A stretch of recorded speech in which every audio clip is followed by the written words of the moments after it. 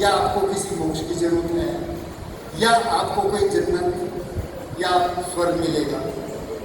आज तक पुनर्जन्म का भी कोई किसी भी किस्म का सबूत आज तक इंडिपेंडेंट नहीं दे पाया है।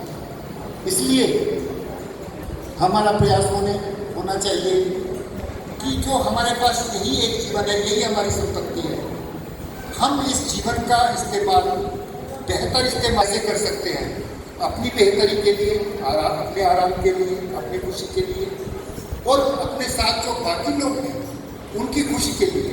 और यही नहीं कि सिर्फ मानव प्रजाति की, बल्कि यदि आप सही मतवाद में यकीन करते हैं तो हमें जो इस पृथ्वी पर, इस ग्रह पर बाकी प्रजातियां हैं और बल्कि और ग्रहों पर भी यदि कोई प्रजातियां हैं जिन्हें हम आज तक ढूंढ नहीं पाए हैं, ऐसे काम करें, इस तरह से अपने एनवायरनमेंट को बनाएं, इस तरह से अपने समाज की व्यवस्था करें कि वे सभी लोग आराम से और एक बेहतर जिंदगी, एक वेलफेयर स्टेट के रूप में यहाँ पे बिता सकें। अब जो रिलीजन है, मैं हम क्यों आज इकट्ठा हुए हैं, वैज्ञानिक दृष्टिकोण के लिए या रैशनल थिंकिंग के लिए, वो हम इसलिए इकट्ठा हुए हैं कि पिछले हजारों साल में जब मानव अपने आरंभिक काल में था तो जितनी उसमें समझ थी, जितना उन्हें मालूम था, उन्होंने प्रकृति की होने वाली घटनाओं को देखा, उनके प्रति जो उनके उद्गार थे, उनके जो सवालात थे, उन्होंने उनके जवाब देने चाहे और उन्हें एक भगवान के रूप में एक ऐसी अदृश्य शक्ति मिल गई जो कि उनके लिए हर सवाल का जवाब हो सकती थी।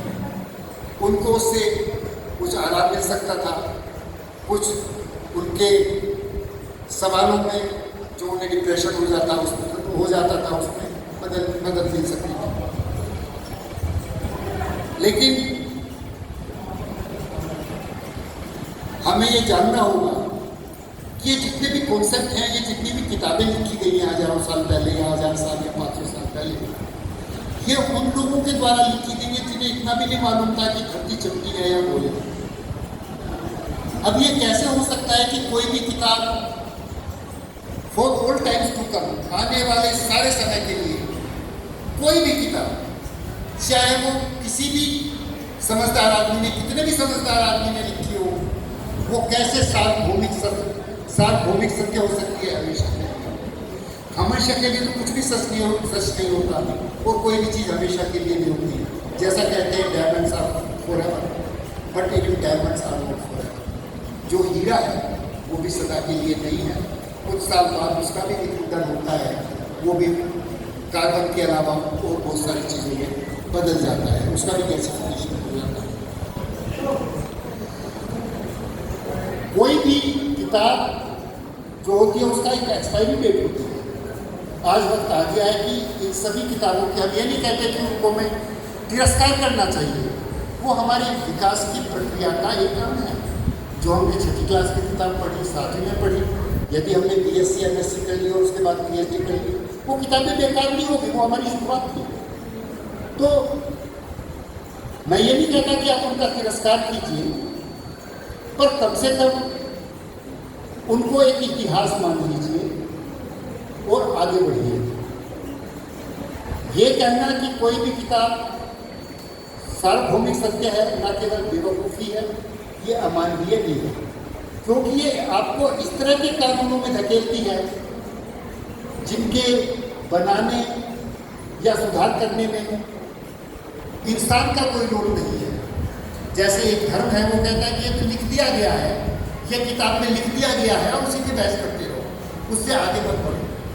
ये पूरी तरह से अमानवीय है, इनह्यूमन है और यह और साइंटिफिक टेम्पर के खिलाफ है।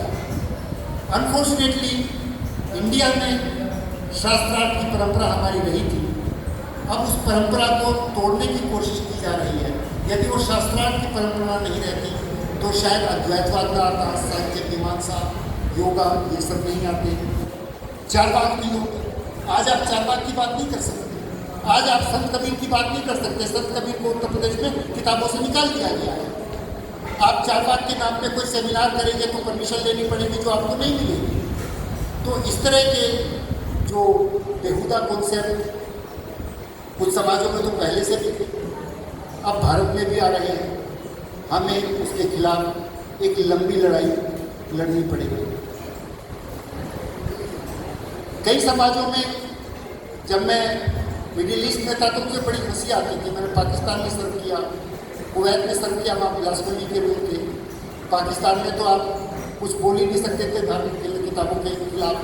मुल्ला आपको एकदम अनइस्लामिक करार देके, एक तरह से ब्लास्फेमस करार देके आपको फांसी पे चढ़ाया जा सकता था।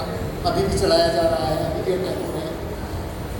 हमें इस बात पे गर्व महसूस होता था जब मैं पाकिस्तान में एज ए डिप्लोमेट कहीं जाता था, खासतौर पे कराची में प्रेस क्लब में जाता था, तो मैं बड़े शान से कहा करता था कि इस तरह की चीज़ इंडिया में नहीं है, हमें आज़ादी है। पर वो हमारी जो आज़ादी थी, वो जो हमारा स्टेटस था दुनिया में, वो अब धीरे धीरे ख़त्म होता जा रहा है। और हम भी उसी पुरानी बकवास में उसको ही सार्वभौमिक सत्य समझकर दूसरों पर थोपना चाहते हैं। ब्लास्फेमी रूल्स को हम सभी धर्मों में लागू करना चाहते हैं।